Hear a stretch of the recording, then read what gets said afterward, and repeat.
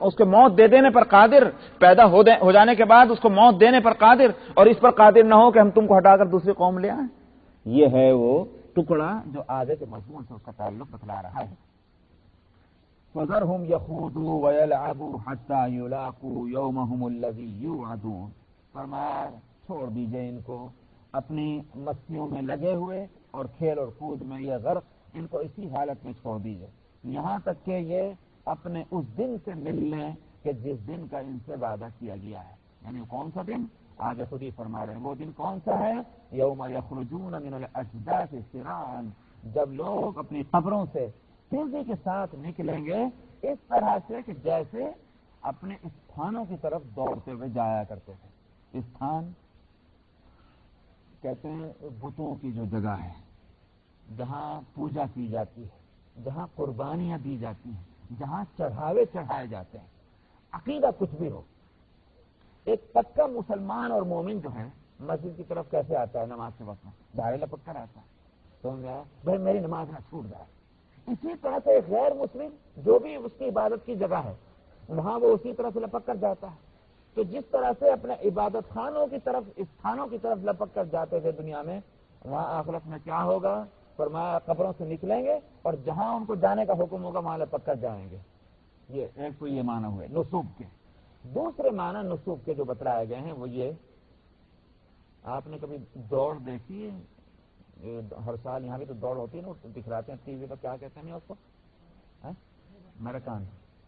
وہ میرکان جو ہوتی ہے وہ دوڑ، اس میں ایک نشانہ لگا دیا جاتا ہے، بھائی یہاں تک دوڑ ہوگی، جو یہاں پہلے پہنچ گیا وہ جیت گیا، جو پیچھے رہا وہ سیکنڈ، اور جو اس سے پیچھے رہا تھرڈ، وہ ایک نشانہ ہے۔ تو میں اس سے نہ پہلے نہ اس کے بعد یہی اسی نشانے پر پہنچنا، اور پوری قوم جو وہ دوڑنے والوں کی دوڑ رہی ہے، ہر ایک کی فکر یہ ہے کہ اس نشانے پر کسی طرح پہنچ جائے۔ نصوب اس کو بھی کہا جاتا ہے۔ تو یہ بھی ترجمہ کیا گیا، جس طرح دوڑنے والے اپنے مقررہ نشانے کی طرف دوڑتے جاتے ہیں، اسی طرح قبروں سے نکل کر کے وہ اپنے منزل کی طرف جو اللہ نے مقرر کر دی وہاں دوڑتے ہوئے جائیں گے، تو وہ دن ہوگا۔ الی نصب یوفضون خاشعۃ ابصارهم ترهقهم ذلہ، کس طرح دوڑتے ہوئے ہوں گے؟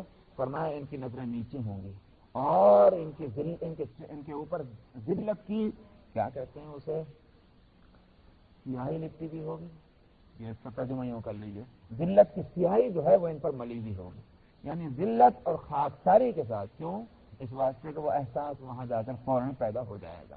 قبروں سے نکلنے کے ساتھ ہی جو اٹھیں گے تو معلوم یہ ہوگا کہ ہم تو بد عمل تھے، بد عقیدہ تھے، اور یہاں ہمارا حشر کیا ہونا ہے وہ ان کو خود پتہ چل جائے گا۔ نہ صرف یہ کہ قبروں سے نکلنے کے بعد، بلکہ واقعہ یہ کہ وہ تو قبروں میں جانے کے بعد ہی پتہ چل جائے گا۔ جس وقت ان سے حساب و کتاب ہوگا اور حساب و کتاب میں وہ فیل ہو جائیں گے، حساب و کتاب نہیں، سوال اور جواب میں فیل ہو جائیں گے، اس وقت سے ہی ان کو احساس ہو جائے گا کہ افسوس، ہم جس چیز کو کامیابی کہتے تھے وہ ناکامی ہے، اور جس کو ہم ناکامی کہتے تھے وہی کامیابی ہے۔ وہیں سے پتہ چل جائے گا، اسی احساس اور شعور کے ساتھ قبروں سے نکلیں گے۔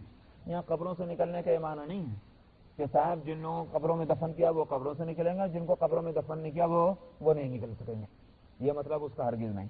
قبر سے مراد جو ہے قرآن میں وہ عالم ہے جس کو عالم برزخ کہا جاتا ہے، جہاں روحوں کو رکھا جاتا ہے، وہ یہ دراصل وہ قبر اس کے واسطے ایک جسم کی قبر ہے اور ایک روح کی قبر ہے، دونوں، ایک عالم دنیا ہے، ایک عالم مثال ہے۔ عالم دنیا کے اندر جسم رہتا ہے اور عالم مثال کے اندر اس کی روحیں چلی جاتی ہیں۔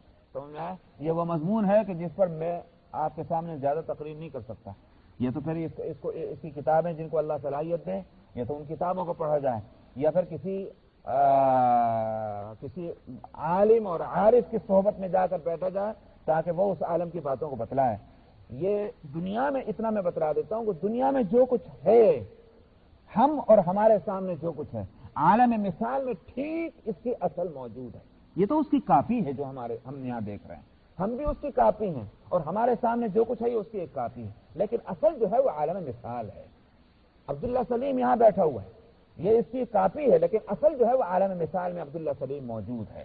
اس کو حدیث میں دوسرے الفاظ میں قرین بھی کہا گیا اور بھی اس کی چیزیں آتی ہیں۔ بہرحال یہ کہ روح تو عالم مثال میں، اس کی قبر وہاں ہے، اور جسم جو ہے اس کی قبر یہاں ہے۔ آپ جو ہے کسی بھی कब्रिस्तान में ले जाकर दफन करते हैं, वो रूह को नहीं दफन करते, वो जिस्म को दफन करते हैं, और उसके साथ रूह जो है वो दफन होती है आलम विसाल की कब्र के अंदर। तो रूहें निकलेंगी और रूहों को जिस्म दिया जाएगा। समझ में आया? अब वो चाहे तो जिस्म उस कब्र के अंदर आपने दफन किया था, वहां से निकाल करके उन अज्जा को उस रूह के साथ जोड़ दिया जाएगा, या आपने हवा में बखेर दिया है या दरिया में बहा दिया है, वो अज्जा जो है जिस्म के, वो जो फना नहीं होते, उन अज्जा को फिर इकट्ठा करके फिर रूह के साथ मिला करके और वो जिस्म फिर तैयार हो जाएगा। और अल्लाह सुब्हानहू व तआला उन्हीं को हुक्म देंगे कि चलो उस जगह पर जहां तुमको जाकर इकट्ठा होना है। यही है वो। तो फरमाया कि इनके ऊपर जिल्लत जो है वो उसका रंग चढ़ा हुआ होगा। ज़ालिकल यौमुल लज़ी कानू युअदून, यही वो दिन है कि जिसका तुमसे वादा किया गया है। बस यही छोड़ दें, इसलिए कि आगे दूसरी सूरत शुरू हुई, वो इंशाअल्लाह आएंगे। आयत नंबर 1। अऊज़ु बिल्लाहि मिनश शैतानिर रजीम। बिस्मिल्लाहिर रहमानिर रहीम। इन्ना अरसलना नूहन इला कौमिही अन अंज़िर कौमक मिन क़ब्लि अन यअतियहुम अज़ाबुन अलीम। क़ाल या क़ौमि इन्नी लकुम नज़ीरुम मुबीन। अन अअ्बुदुल्लाह वत्तक़ूहु वअतीऊन यग़फिर लकुम मिन ज़ुनूबिकुम वयुअख़्खिरकुम इला अजलिम मुसम्मा। इन्न अजलल्लाहि इज़ा जाअ ला युअख़्ख़र लौ कुन्तुम तअलमून। क़ाल रब्बि इन्नी दअवतु क़ौमी लैला वनहारा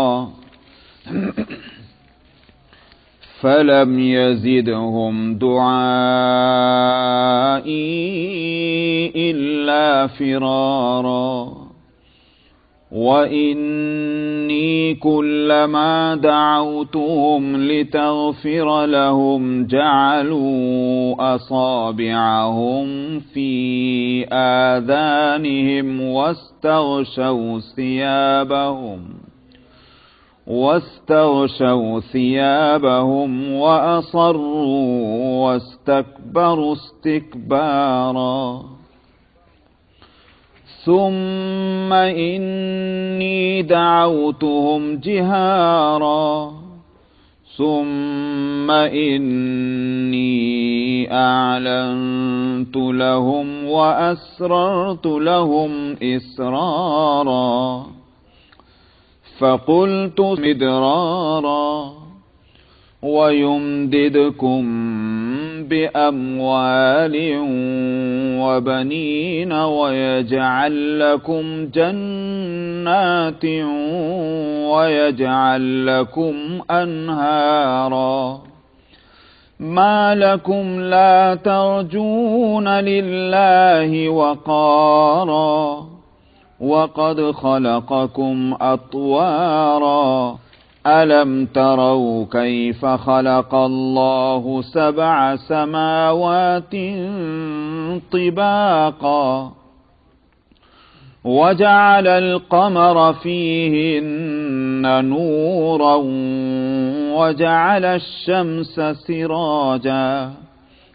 वल्लाहु अंबतकुम मिनल अर्दि नबाता सुम्मा युईदुकुम फ़ीहा वयुख़्रिजुकुम इख़राजा। वल्लाहु जअल लकुमुल अर्द बिसाता लितस्लुकू मिन्हा सुबुलन फ़िजाजा। क़ाल नूह रब्बि इन्न إنهم عصوني واتبعوا من لم يزده ماله وولده إلا خسارا ومكروا مكرا كبارا وقالوا لا تذرن آلهتكم ولا تذرن ودا ولا سواعا ولا يغوث ويعوق ونسرا وقد أضلوا كثيرا ولا تزد الظالمين إلا ضلالا مما خطيئاتهم أغرقوا فأدخلوا نارا فلم يجدوا لهم من دون الله أنصارا وقال نوح رب لا تذر على الأرض من الكافرين ديارا إنك إن تذرهم يضلوا عبادك ولا يلدوا إلا فاجرا كفارا رب اغفر لي ولوالدي ولمن دخل بيتي مؤمنا وللمؤمنين والمؤمنات ولا تزد الظالمين إلا تبارا صدق الله العظيم.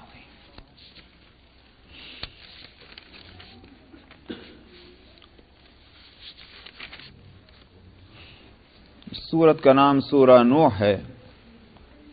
آیت نمبر 1 میں یہ نام آیا ہے، اور جیسا کہ قرآن حکیم کے مختلف صورتوں میں ہوتا یہ ہے کہ اس صورت میں کوئی لفظ یا کوئی نام آیا اور اسی نام سے، اس لفظ سے یا اس نام سے اس صورت کو موسوم کر دیا اور اسی سے وہ صورت جانی اور پہچانی جانے لگی.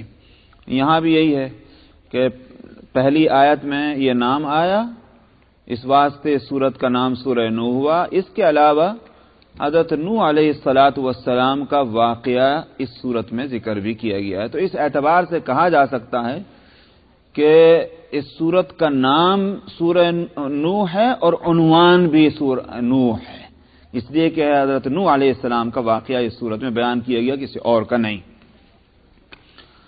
مضمون سے معلوم ہوتا ہے کہ یہ سورت مکہ مکرمہ کی جو زندگی ہے قبل ہجرت، اس میں بالکل اس وقت اس کا نزول ہوا ہے کہ جب مخالفت اچھی خاصی شروع ہو چکی تھی مسلمانوں سے، نبی کریم صلی اللہ علیہ وسلم سے، اور کفار مکہ اپنے پورے ہتھ کنڈے استعمال کر رہے تھے مسلمانوں کے خلاف اور نبی کریم صلی اللہ علیہ وسلم کے خلاف.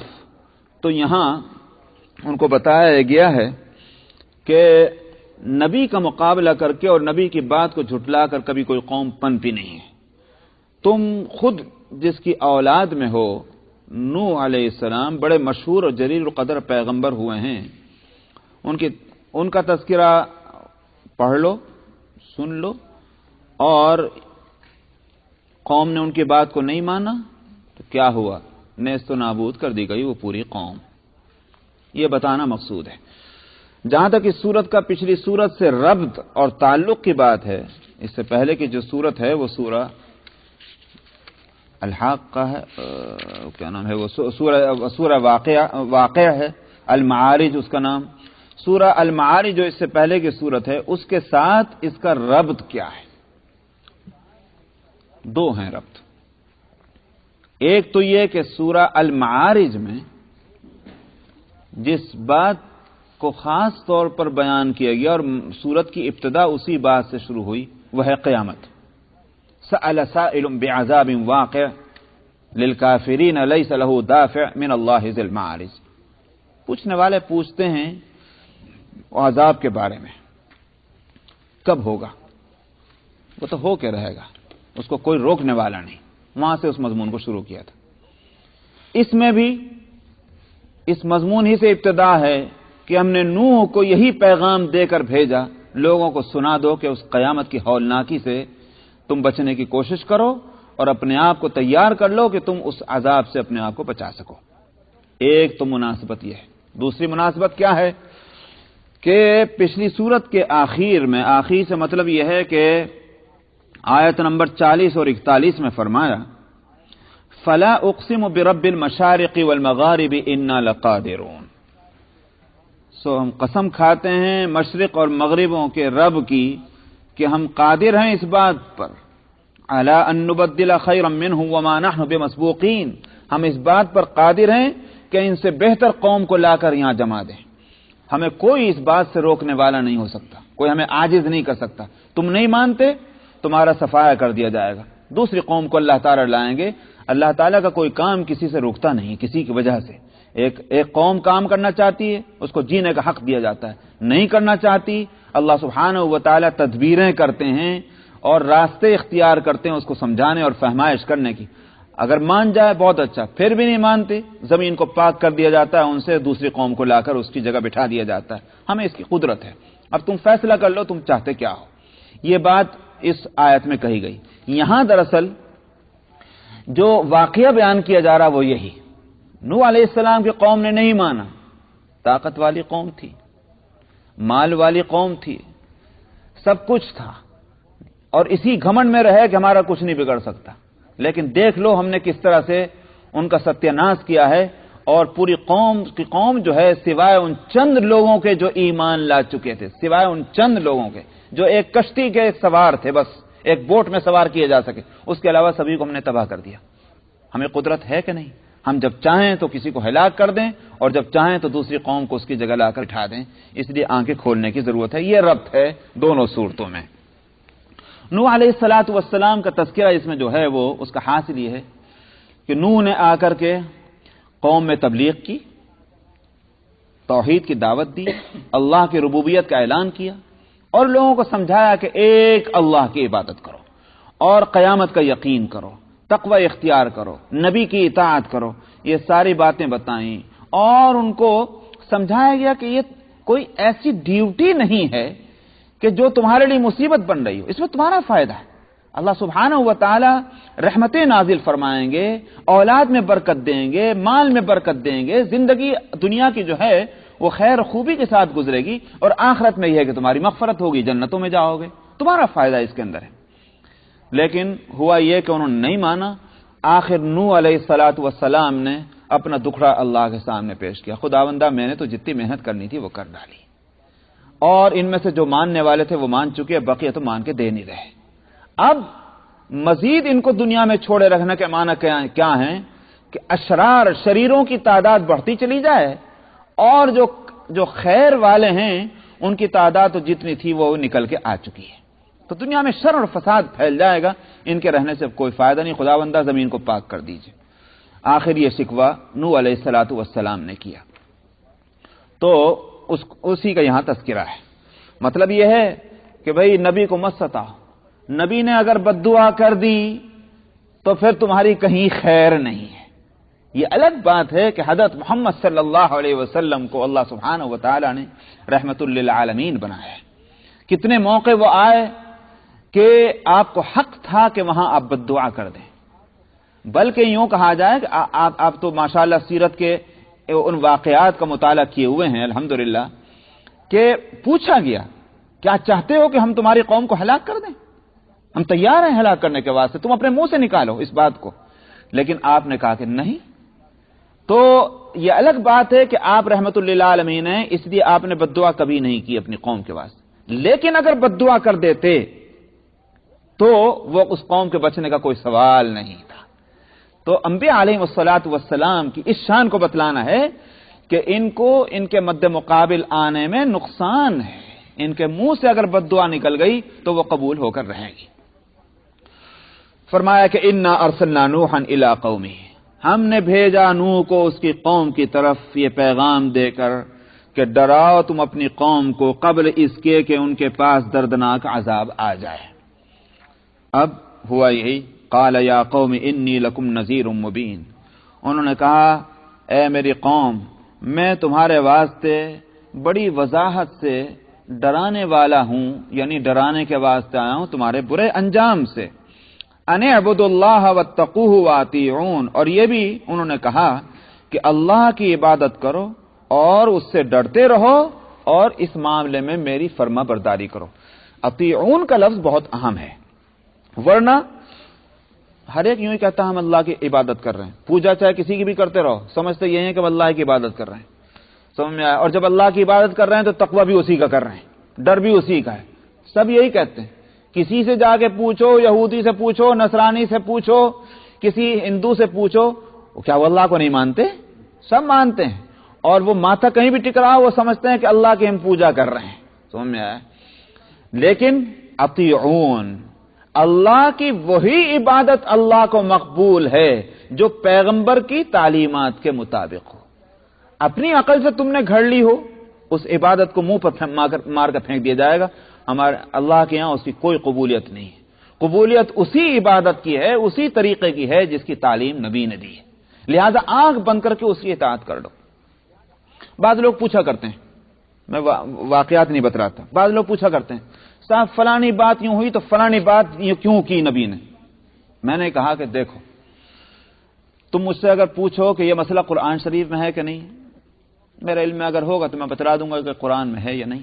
تم پوچھو کہ یہ مسئلہ حدیث میں ہے کہ نہیں، میرے اگر علم ہوگا تو میں بتلا دوں گا کہ یہ مسئلہ حدیث میں ہے کہ نہیں۔ لیکن اس کے بعد اگر تم پوچھو کیوں، اس کا میرے پاس جواب نہیں۔ کیوں؟ اس لیے کہ بھئی اللہ نے جب فرما دیا، اب کیوں کا کیا سوال ہے؟ نبی نے اگر ایک کام کر لیا، ایک کام کرنے کو فرما دیا، اس میں کیوں کا کیا مسئلہ ہے؟ عبدیت جو ہے اس کے معنی کیا ہے؟ اس کے معنی اس کے سوا اور کچھ نہیں، جو بھی میں نے پرسوں کے خطبہ جمعہ میں عربی میں نے کہا تھا۔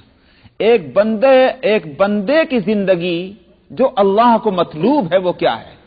کہ ایک بندہ اس طرح زندگی گزارے جس طرح ایک غلام آقا کے سامنے زندگی گزارتا ہے۔ جب آقا موجود ہو اور اس کی خدمت کے لیے غلام کھڑا ہوا ہے، کیسی زندگی اس کی ہوگی؟ وہاں آقا کہے پانی لاؤ، پوچھے کیوں؟ اس نے کہا صاحب وہ بازار سے ذرا دودھ لے آنا، پوچھے کیوں؟ غلام کا کام کیوں کرنے کا ہے؟ سوال ہی پیدا نہیں ہوتا۔ وہاں تو وہی ہے کہ بھائی وہ الٹا حکم دے رہے ہیں کہ سیدھا دے رہے ہیں۔ غلام کا کام یہ ہے کہ اس کی تعمیل کر دے۔ ہاں اگر آقا پوچھے تمہاری رائے کیا ہے تو بے شک رائے دے دے، ورنہ جب حکم مل رہا ہے تو وہاں رائے کا سوال نہیں ہے، وہاں تو جو ہے اس کو فالو ہی کرنا ہے اور اس حکم کی تعمیل ہی کرنی ہے۔ ہماری حیثیت اس کے سوا اور کیا ہے؟ ہمارا اختیار ہے کیا؟ اللہ نے کب ہم سے مشورہ مانگا تھا تمہاری رائے بتاؤ کیا ہے کہ صاحب یہ مسئلہ اس طرح ہونا چاہیے کہ نہیں ہونا چاہیے؟ جب اللہ نے نہیں پوچھا تو ہم کیوں پوچھیں گے؟ اس لیے سیدھی بات یہ ہے کہ دیکھ لو کہ قرآن میں ہے کہ نہیں ہے، حدیث میں ہے کہ نہیں ہے، ہماری گردن وہاں جھکی ہوئی، سمجھ میں آ گیا مسئلہ، اے اللہ آپ کا شکر ہے کہ آپ نے عمل کی بھی توفیق دی، ساتھ میں اس کی فہم بھی ہم کو دے دی کہ اس کی حکمت بھی ہم کو سمجھ میں آ گئی، ورنہ موقوف نہیں ہے، ڈیپینڈ نہیں کرتا ہمارا عمل اس بات پر کہ ہماری عقل نے اس کو سمجھ لیا کہ نہیں سمجھ لیا۔ ورنہ مجھے بتائیے، میں پوچھا کرتا ہوں بے ظہر کی نماز میں 4 رکعتیں کیوں ہیں اور فجر میں 2 کیوں ہیں؟ کوئی بتا دے مجھے۔ بڑے سے بڑے دنیا کے عاقلوں کو اور فقیہوں کو سب کو اکٹھا کر لیجیے، لیکن کوئی اس کی وجہ نہیں بتلا سکتا کہ ظہر میں 4 رکعتیں کیوں ہیں اور فجر میں 2 رکعتیں کیوں، سوائے اس کے کہ نبی کریم صلی اللہ علیہ وسلم سے یہی بات ثابت ہے، اس کے سوا اور کوئی بات نہیں کہی جا سکتی۔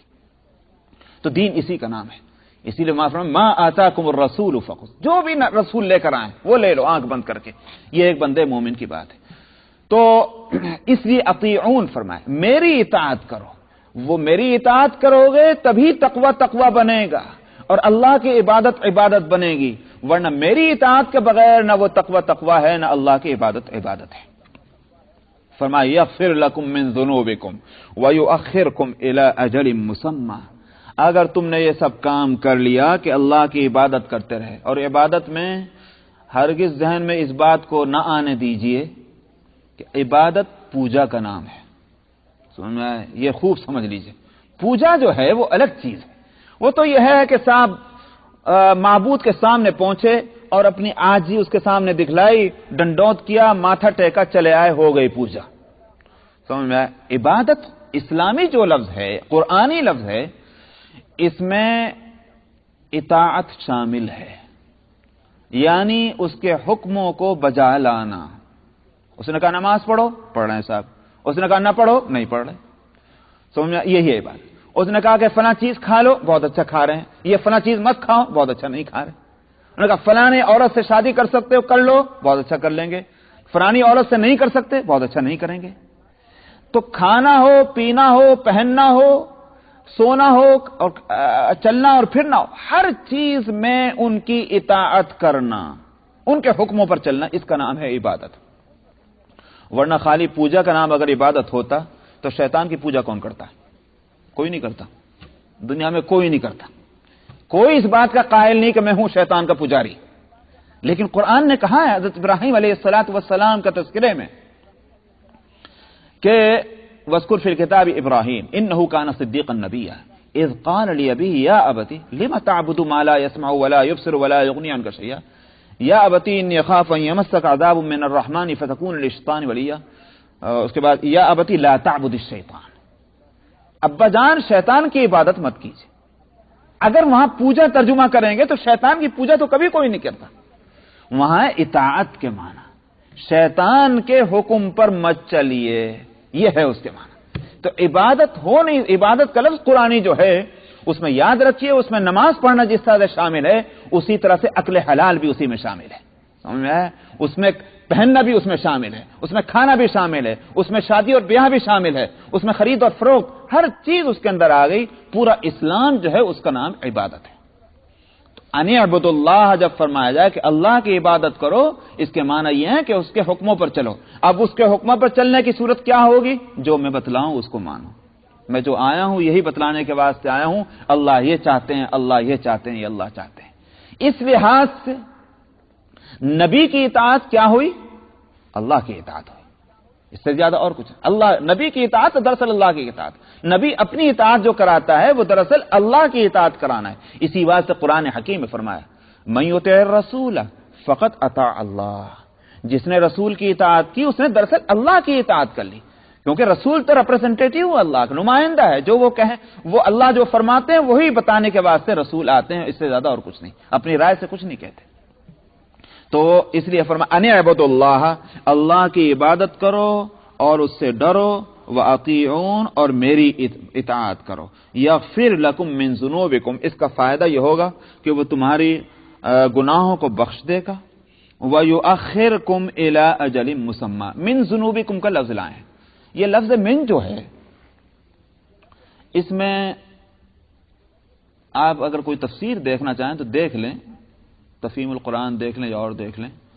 یہاں من کے اوپر کلام کیا گیا. دراصل من جو ہے عربی کا یہ لفظ، جس کا اردو میں ترجمہ تو ہم سے کر دیتے ہیں، انگلش میں جائیے تو فرام ہو جائے گا. لیکن من جو ہے عربی میں وہ صرف اتنے معنی کے لیے نہیں، بلکہ یہ معنی کے علاوہ ایک اور معنی بھی آتے ہیں، اور وہ آتا ہے بعض کے معنی میں، سم کے معنی میں، یعنی کچھ. تو اگر وہ معنی لیے جائیں تو اس کے مطلب کیا ہوگا؟ اللہ تعالیٰ تمہارے کچھ گناہوں کو بخش دے گا، یہ معنی ہوتے ہیں. تو اب بعض مفسرین نے اس پر یہ کلام کیا کہ یہاں من جو ہے وہی ہے کیا. تو مجھے جہاں تک یاد آ رہا ہے، دیکھ لیجئے گا تفہیم القرآن میں مودودی صاحب نے اس کا انکار کیا. انہوں نے کہا کہ من تبعیض کے لیے نہیں، بعض گناہ کے معنی نہیں، بلکہ یہ من جو ہے صحیح کے معنی میں مطلب یہ ہے کہ آپ کے گناہ جو ہے وہ معاف کر دے گا، سارے گناہ معاف کر دے گا اللہ. لیکن اگر من کو تبعیض کے لیے بھی لیا جائے، یعنی اللہ کچھ گناہ معاف کر دے گا، تو بھی بات غلط نہیں ہے. کیسے؟ حدیث سے یہ بات ملتی ہے. ایک صحابی آئے، عرض کیا یا رسول اللہ، میں اگر جہاد میں جاؤں پورے اخلاص کے ساتھ، ہر طرح کے دل اور دماغ کے شر سے اپنے آپ کو بچاتے ہوئے، اور دشمن کو پیٹھ دکھلا کر بھاگتے ہوئے نہیں، بلکہ پورے حوصلے کے ساتھ میں مقابلہ کروں اور میری جان وہاں چلی جائے، تو پھر میں کیا جنت میں جاؤں گا؟ میری سارے گناہ بخش دیے جائیں گے؟ آپ نے فرمایا ہاں. اور وہ چلا. آپ نے آواز دی ذرا سننا، پھر بلایا آپ نے، فرمایا الا الدین، فرمایا سارے معاف ہو جائیں گے سوائے قرضے کے. وہاکذا امرنی جبریل، اور جبریل نے ابھی آ کر یہ بات بتلائی.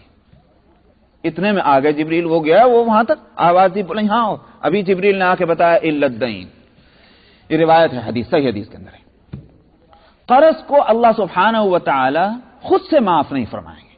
اگر قرض دار جو ہے وہ اس حالت میں دنیا سے گیا ہے کہ اس کے ذمہ قرض ہے اور اس نے وصیت بھی نہیں کی، اس کا کوئی انتظام نہیں کیا، تب اس صورت میں اللہ اس کے قرضے کو معاف نہیں فرمائیں گے. اللہ تو انصاف فرمانے والے ہیں.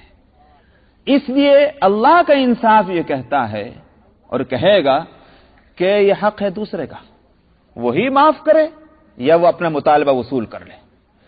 میں اس سے ہٹ کر کے آگے بڑھ کر کے میں کہوں معاف کروں، یہ تو ایک طرح کی زیادتی. اگرچہ سب کچھ اللہ کا ہے، اس کے پاس بھی کس کا دیا ہوا ہے؟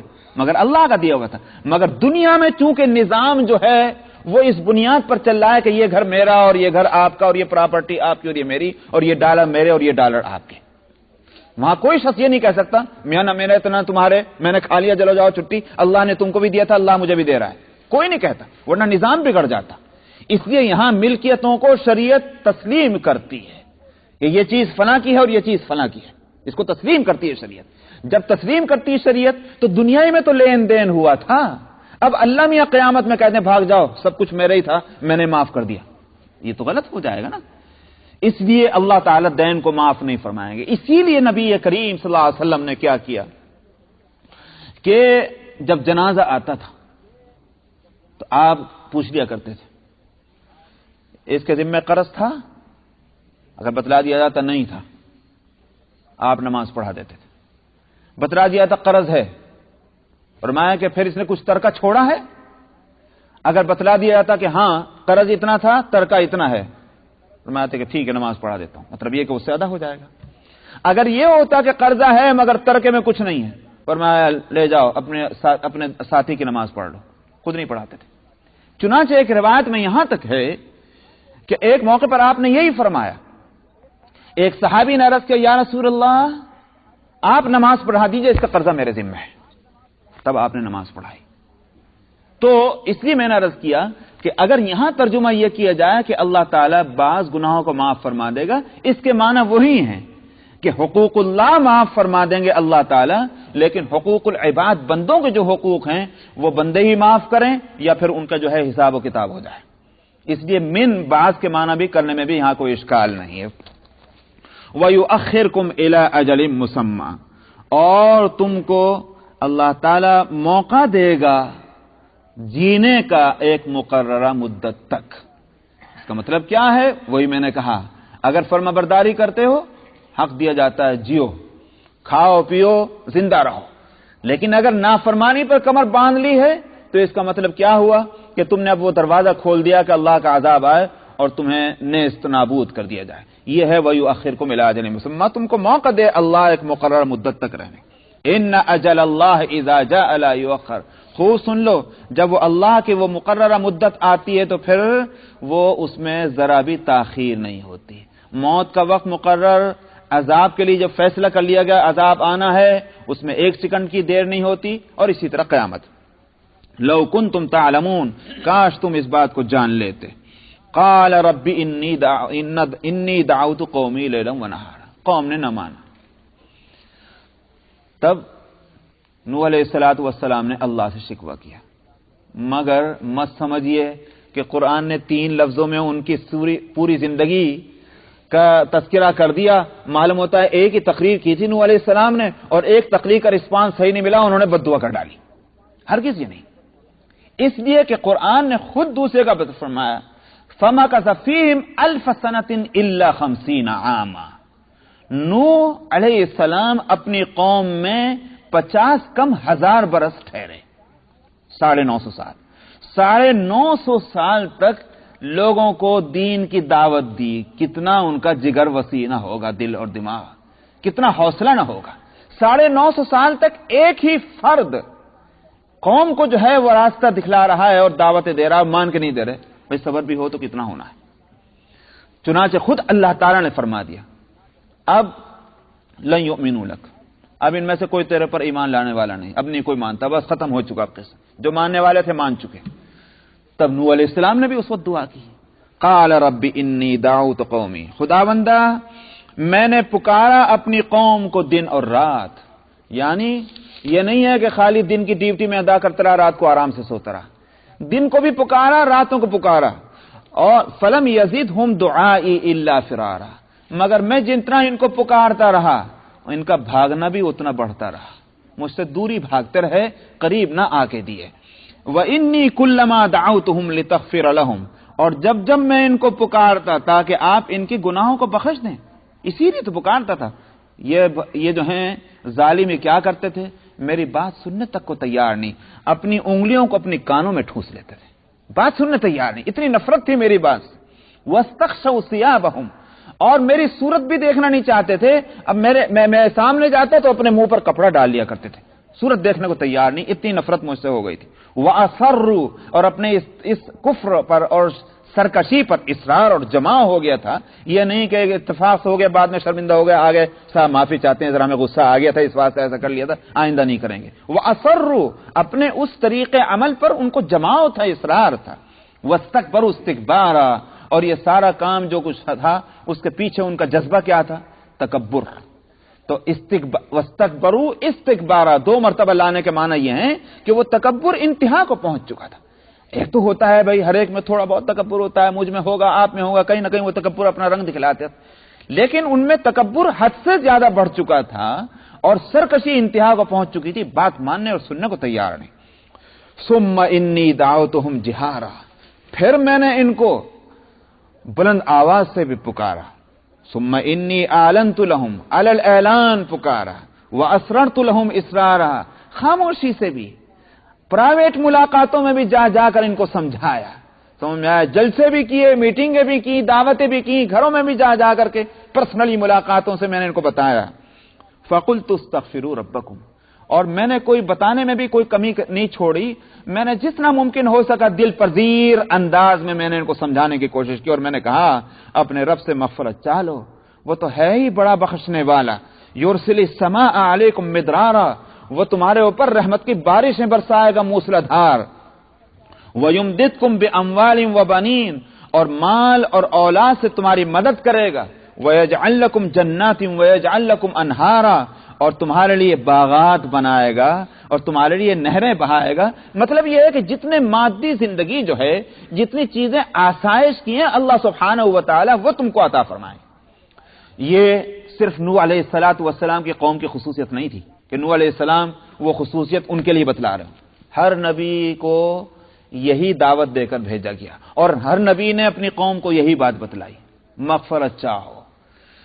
اسی لیے میں نے اب کے جمعہ میں بھی یہی کہا تھا کہ یہ جو کچھ دنیا میں آفتیں آ رہی ہیں کسی بھی نوع کی، پولیٹیکل اور سیاسی لائن سے ہوں یا وہ زمین کے اندر سے اگل رہی ہوں یا آسمان سے گر رہی ہوں یا فضاؤں سے آ رہی ہوں، اس میں تدبیر ضرور کی جائیں، تدبیروں سے انکار نہیں، مگر ایک مومنانہ تدبیر جو ہے وہ اصل یہ ہے اللہ سبحانہ و تعالیٰ سے مغفرت چاہنی چاہیے. استغفار کا اہتمام، مگر استغفار کا معنی یہ ہے کہ صاحب تسبیح لے کر کے 1000 دانے کی یا 100 دانے کے استغفر اللہ کر کے آ رہے یہ پتہ ہی نہیں. استغفار ہونا چاہیے، توبہ جس کو کہتے ہیں، التوبۃ الندامہ. اپنے جو بدعملیاں ہیں ان سے ظاہر ہے کہ میں اپنی بدعملیوں کو مجھ سے زیادہ کون جانے گا، اللہ جانے یا میں جانوں. ہو سکتا ہے کہ آپ میرے بہت سی کتنی خطاؤں کو آپ نہ جانتے ہیں، لیکن میں تو جانتا ہوں. بس خود اپنے خطاؤں کو یاد کر کے آدمی مغفرت چاہے اللہ سے، یہ بہت بڑا علاج ہے تکلیفوں کے دور کرنے کا اور راحت اور آسانیوں کے مہیا ہونے کا. چنانچہ میں نے کہا کہ ہر نبی نے یہ بات کہی. حضرت ہود علیہ السلام نے فرمایا کہ یا قوم استغفروا ربکم ثم توبوا الیہ یرسل السماء علیکم مدرارا ویزدکم قوۃ الی قوتکم ولا تتولوا مجرمین. انہوں نے کہا کہ اے میری قوم، اللہ سے مغفرت چاہو، توبہ مانگو، کیا ہوگا؟ رحمت کی بارشیں برسائے گا اور تمہاری قوتوں میں اضافہ کرے گا. تم جو کمزور ہو اور دوسری قومیں آ کر تم کو دبا رہی ہیں، آج ہمارا حال کیا ہے؟ یہی تو ہے، تعداد بہت ہے، اللہ کا فضل ہے، مگر کوئی حقیقت اس کی نہیں. جیسے نبی کریم صلی اللہ علیہ وسلم نے فرمایا تھا کہ ایک وقت آئے گا کہ ساری قومیں تم پر ٹوٹ پڑیں گی. ان الامم قد تداعت علیکم تداعى الاکلۃ علی القصعۃ. دوسری قومیں سب کو دعوت دیں گی، ارے چلے آؤ اور چلے آؤ، جیسے بلایا کرتے ہیں نا آپ کو کسی کے یہاں آپ کھانا کر دیں کہ صاحب سب کے پبلک کے واسطے یہاں کھانا ہے. اب لوگ کہیں آؤ بھائی آؤ کھانے کا انتظام ہے, آ جاؤ بھائی. فرمایا کہ ایک وقت آئے گا کہ تمہارے مقابلے میں قومیں دوسروں کو بلا بلا کر دعوتیں دے دے کر لائیں گی اور اس طرح تمہارے لقمے بنائیں گے جس طرح سے کھانے والے پلیٹ کے اندر سے لقمے بنا بنا کر کھاتے ہیں. یہ ہوگا. قال قائل او من قلت یا رسول اللہ, کسی کہنے والے نے کہا یا رسول اللہ کیا ہم بہت تھوڑے ہو جائیں گے؟ صحابہ کے سمجھ میں نہیں آیا مسئلہ. جب آپ نے فرمایا ارے ہم اپنی ہضم ہو رہے ہیں کسی سے, تو آپ فرما رہے ہیں کہ ہمارے لقمے بنا لیے جائیں گے, کیا ہم اتنے تھوڑے رہ جائیں گے؟ جانتے ہیں کون صحابہ؟ وہ صحابہ میدان بدر میں 313,000 ادھر, سمجھ میں آیا؟ غزوہ موطا میں کتنے ہیں؟ 3,000, اور مقابلے میں کتنے؟ 1,00,000. 3,000 اور 1,00,000 ریشو تو دیکھیے ذرا. جن صحابہ کے اس وقت وہ بات سمجھ میں نہیں آ رہی تھی کہ 313 ہم کیسے مقابلہ کریں گے, اپنے ڈنڈے لے کر, تلواریں بھی پوری نہیں ہیں, اور غزوہ موطا میں 3,000 ہی ہیں, وہ 1,00,000 چڑھے آئے, بھاگ جاتے وہاں سے, لیکن بھاگے نہیں, وہیں جمے رہے اور ہٹا کے لوٹے وہاں سے. تو جو صحابہ کی زندگی اس طرح کی تھی, ان کے سمجھ میں کیسے آئے گا کہ قومیں ہمارے لقمے بنا لیں گی؟ آپ نے فرمایا ایسا نہیں, بلکہ تمہاری تعداد تو بہت بڑھ جائے گی. اب تو صحابہ کی حیرت کی انتہا کہ تعداد بڑھ جائے گی اور ہمارے لقمے بنائے جائیں گے. آپ نے فرمایا کہ ہاں, اس لیے کہ تمہارے اندر جو ہے وہ حب دنیا, اور دوسری بات وہ فرمایا کہ تمہارے اندر وہن پیدا ہو جائے گا. عرض کیا رسول اللہ وہن کیا چیز ہے؟ فرمایا حب الدنیا و کراہیت الموت, دنیا کی محبت غالب آ جائے گی. بس دنیا, پڑھ رہے تو دنیا کے واسطے, سو رہے تو دنیا کے واسطے, کھا رہے تو دنیا کے واسطے, پہن رہے تو دنیا کے واسطے. سمجھ میں آیا؟ وہ جو قیامت کی نشانیوں میں بتایا کہ قیامت نہیں بلکہ عذاب کے علامتوں میں, کہ جب ایسا ہو تو پھر زلزلوں کا اور جھٹکوں کا انتظار کرنا. ان میں سے ایک بات بتلائی, وہ تو علم لغیر الدین, دین کے واسطے نہیں بلکہ دنیا ہی کے واسطے جو ہے وہ علم حاصل کرنا ہے. کوئی سا بھی علم ہو دنیا کے واسطے حاصل کیا جا رہا ہے. علم اس لیے نہیں کہ وہ علم اللہ کی ایک نعمت ہے. تو فرمایا کہ اس وقت زلزلوں کا انتظار کرنا, وہ تو ہو رہا. تو نبی کریم صلی اللہ علیہ وسلم نے فرمایا اس وقت کہ دنیا و کراہیت الموت یہ پیدا ہو جائے گی. تو اس پر میں کہہ رہا تھا کہ نبی کریم صلی اللہ علیہ وسلم نے یہ اطلاع پہلے سے دی تھی کہ صاحب. تو حضرت ہود علیہ السلام کا میں نے ذکر کیا تھا کہ ہود علیہ السلام نے فرمایا کہ وَيَزِدْكُمْ قُوَّةً إِلَىٰ قُوَّتِكُمْ, مغفرت چاہو گے تو تمہاری قوت میں اضافہ ہو جائے گا. آج جس طرح سے قومیں تم پر چڑھ رہی ہیں یہ صورت نہ ہوگی. تو اس پر میں نے مثال دی تھی جو مسلمانوں کی حالت ہے. اچھا صاحب, ہود علیہ السلام نے ایک اور جگہ فرمایا, وہاں کچھ اور بھی باتیں بتلائی گئی. ان استغفروا ربکم, سورہ ہود کے اندر پڑھ لیں, ان استغفروا ربکم انه كان غفارا, ان استغفروا ربکم ثم توبوا الیہ یمتعکم متاعا حسنا الی اجل مسمى ویؤتی کل ذی فضل فضلہ, کہ مغفرت چاہو اپنے رب سے اور توبہ مانگو, وہ کیا کرے گا تمہارے ساتھ؟ تمہیں ساز و سامان دے گا. اچھا, یمتعکم متاعا حسنا, اچھا ساز و سامان دے گا, اور ویؤتی کل ذی فضل فضلہ, اور ہر طرح کا فضل تم کو عطا فرمائے گا. دنیا میں فضل چاہیے, اسی واسطے حضرت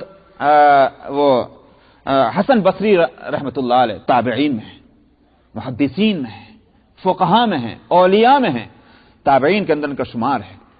ان کے پاس ایک شخص آیا, کہنے لگا حضور بڑے قحط پڑا ہوا ہے, بارش نہیں ہو رہی, اور میں مغفرت چاہو, اللہ سے مغفرت مانگو, توبہ مانگو. چلا گیا. دوسرا آیا, اور نے کہا حضور اولاد نہیں ہو رہی ہے, دعا کے, اور میں مغفرت مانگو, اللہ سے مغفرت چاہو, وہ بھی چلا گیا. تیسرا آیا, انہوں نے کہا سرکار میرا بیوپار کاروبار بڑا گڑبڑ میں جا رہا ہے, اور میں مغفرت چاہو. کسی نے کہا جناب میری طبیعت بہت خراب ہے, اور میں مغفرت چاہو. ہر ایک کو یہ کہہ گئے. کسی نے پوچھا حضرت جو آ رہا ہے آپ ہر ایک کو یہی کہے جا رہے ہیں؟ اگر کاروبار کے لیے کہہ رہا تو بھی آپ کہہ رہے ہیں مغفرت چاہو, اگر بیماری کے لیے کہہ رہا تو بھی کہہ رہا مغفرت چاہو, قحط کے لیے کہہ رہا تو بھی کہو. تو حضرت حسن بصری رحمۃ اللہ علیہ نے قرآن پاک کی یہی آیتیں پڑھی.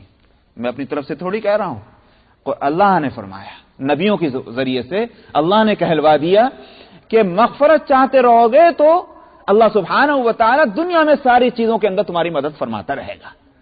اسی لیے آج جو تباہیاں ہیں ان کا علاج قرآن کی روشنی میں اس کے سوا اور کچھ نہیں کہ واقعتاً ہمیں اپنی تنہائیوں میں, اپنے مجلسوں میں, اپنی خلوتوں میں اور جلوتوں میں اللہ سبحانہ و تعالیٰ سے سچی توبہ مانگنی چاہیے اور مغفرت مانگنی چاہیے. تو یہاں فرمایا نوح علیہ السلام نے، آپ دیکھ رہے ہیں، میں نے کہا کہ اپنے رب سے مغفرت چاہو، بلا شبہ وہ ہے بڑا بخشنے والا. یرسل السماء علیکم مدرارا، وہ آسمان سے تمہارے اوپر موسلادھار بارش برسائے گا رحمت کی. وَيُمْدِدْكُمْ بِأَمْوَالٍ وَبَنِينَ، اور تمہاری مدد کرے گا مالوں سے اور اولاد سے. وَيَجْعَلْ لَكُمْ جَنَّاتٍ وَيَجْعَلْ لَكُمْ أَنْهَارًا، اور تمہارے لیے جنت اور باغات بنائے گا اور تمہارے لیے نہریں تیار کرے گا. مَا لَكُمْ لَا تَرْجُونَ لِلَّهِ وَقَارًا، یہ بڑا عجیب لفظ ہے.